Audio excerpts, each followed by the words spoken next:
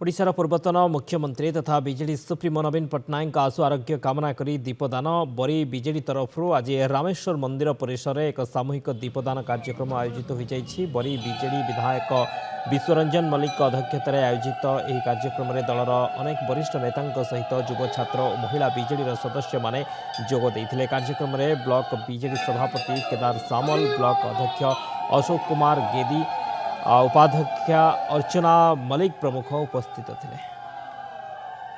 4.5 कोटी ओडियांकर नेता 24 वर्ष धरी ओडिशावासी निर्वच्छिन्न भाव में ओडिशावासी सेवा करी आछंती। जड़े निर्माया लोक तांकर काली बॉम्बे रे ऑपरेशन अच्छी। तो निश्चित भाव में आम बरी निर्वाचन मंडली तरफ समस्त माँ मौसी गुरुजन सर्वपल्ली दल वर्ण निर्विशेष बहु लोक आज ये रामेश्वर मंदिर में एकाठी होइथिलु, दीपदान करूँ।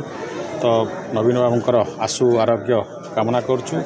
प्रिय पूर्वतन मुख्यमंत्री श्रीजुक्त नवीन पट्टनायक महोदय आज आमर रामेश्वर बाबा पाखे आम दीपदान कर आशु आरोग्य कामना पाई से तुरंत तांकर जो अस्त्रोपचार हबार अच्छी तुरंत से अस्त्रोपचार हो सफल हो से शीघ्र सुस्थ होगी आम पाखक फेरी आसत।